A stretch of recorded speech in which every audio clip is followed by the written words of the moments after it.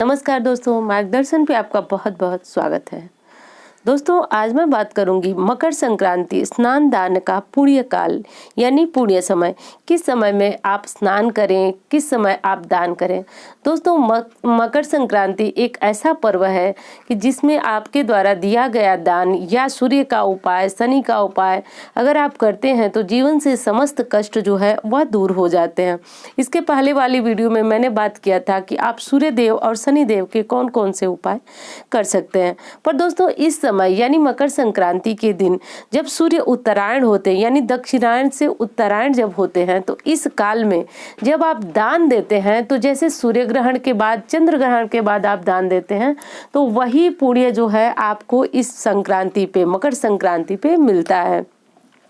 पर दोस्तों, आज आप जानेंगे कि पुण्य समय जो है कब शुरू हो रहा है। तो दोस्तों, संक्रांति यानी मकर संक्रांति 14 जनवरी को मनाए जाने का वजह भी है और मत भी ये है कि इस साल ग्रहों के राजा सूर्य का मकर राशि में आगमन जो है गुरुवार 14 जनवरी को सुबह 8:14 पर हो रहा है। गुरुवार को संक्रांति होने की वजह से यह नंदा और नक्षत्रानुसार महोदरी संक्रांति मानी जाएगी, जो ब्राह्मणों, शिक्षकों, लेखकों और छात्रों के लिए जो है लाभप्रद होगी। शास्त्रों का मत है कि संक्रांति जो है वह 6 घंटे 24 मिनट पहले, संक्रांति के 6 घंटे 24 मिनट पहले से जो है इसका पुण्य काल जो है वह प्रारंभ हो जाता है। यानी अगर संक्रांति के पूर्व भी 6 घंटे पूर्व भी अगर कोई व्यक्ति स्नान और दान करता है तो वह दान जो है संक्रांति के अंदर ही माना जाता है। इसलिए इस वर्ष ब्रह्म मुहूर्त से संक्रांति का स्नान दान और पुण्य जो कार्य है वह किया जा सकेगा। तो इस दिन दोपहर 2:38 तक समय जो है वह संक्रांति से संबंधित धार्मिक कार्य जो आप करना चाहते हैं, स्नान दान और कहीं भी जाकर के अगर आप भंडारा चलाते हैं या फिर गर्म कपड़े दान करते हैं, तो ये सब समय जो है वो आप 2:38 तक कर लें ये सब कार्य, तो आपके लिए विशेष उचित माना जाएगा। अब दोस्तों देखिए, मैंने कहा कि आपको ब्रह्म मुहूर्त में ही स्नान कर लेना चाहिए। तो स्नान से जुड़ी हुई बहुत महत्वपूर्ण बातें हैं जो कि संक्रांति में बहुत अधिक महत्वपूर्ण होती हैं। दोस्तों, स्नान के बाद ही हम अपने शरीर की शुद्धि करते हैं। तो जैसा कि हम सभी को बताते हैं, हम सभी आपको बताते भी हैं और आपको शायद पता भी हो कि देखिए, आत्मा शुद्ध होती है पर शारीरिक शुद्धि भी हमारे लिए बहुत महत्वपूर्ण होती है। तो शारीरिक शुद्धि के समय हम जो है क्या करें, और विशेषकर संक्रांति में स्नान जो है वह किसी नदी, तालाब या सरोवर में करना चाहिए।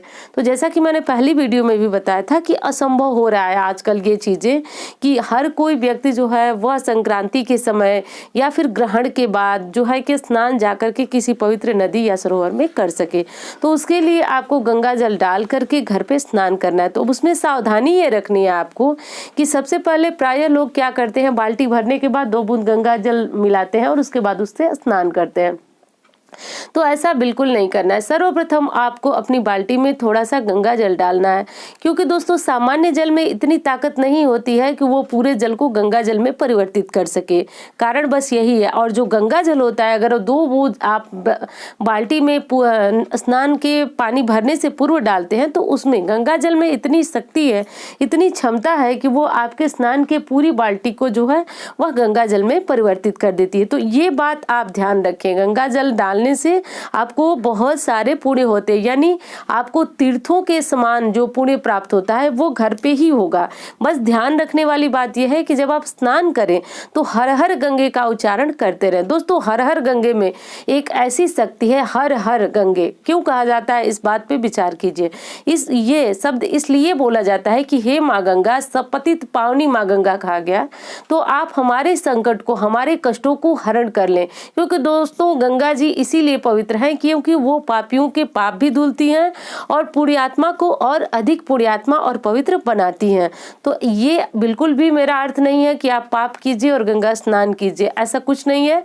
हमारे द्वारा जाने अनजाने में जो पाप होते हैं उनको नष्ट करने के लिए माँ गंगा से प्रार्थना करना चाहिए और हर हर गंगे का उच्चारण करते हुए स्नान करना चाहिए।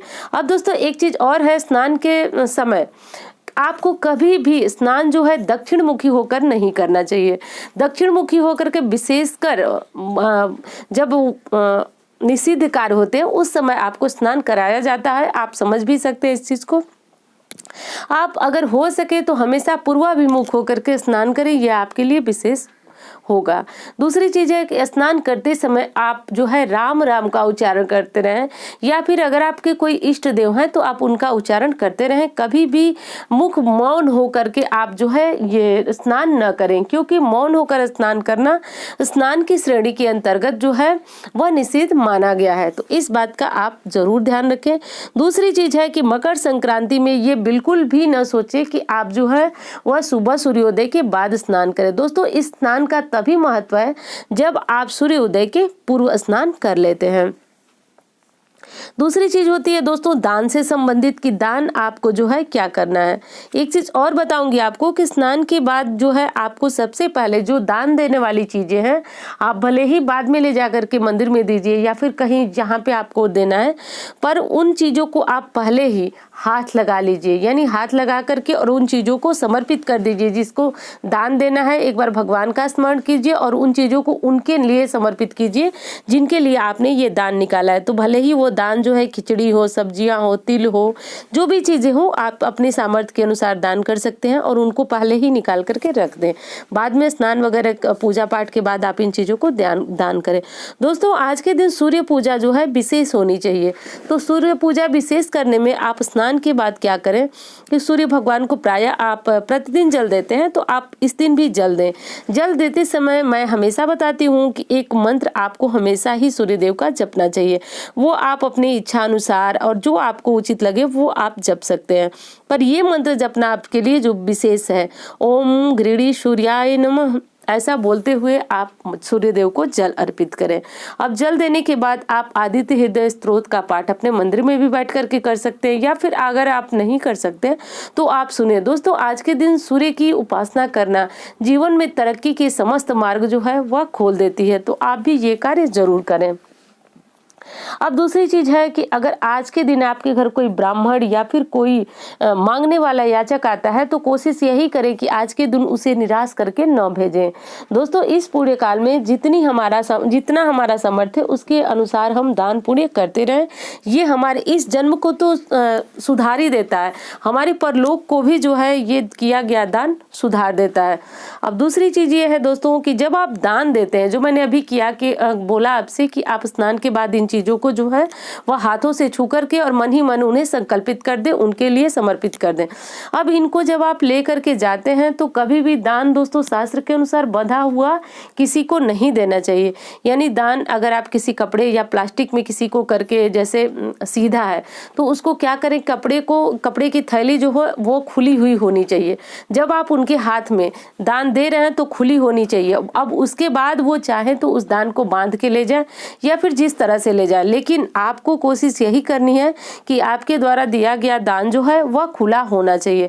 और अगली चीज ये है कि आप आज के दिन तिल का जो है सेवन जरूर करें। तिल का सेवन करें, तिल से बनी हुई चीजें जो है दान भी करें। ये चीजें आपके लिए बहुत अधिक उचित है और तरक्की के मार्ग को खोलने वाली हैं। तो दोस्तों, उम्मीद करती हूँ कि यह वीडियो आपके लिए बहुत अच्छी लगी, आपको बहुत अच्छी लगेगी। मिलती हुई इसी तरह की वीडियो के साथ। धन्यवाद।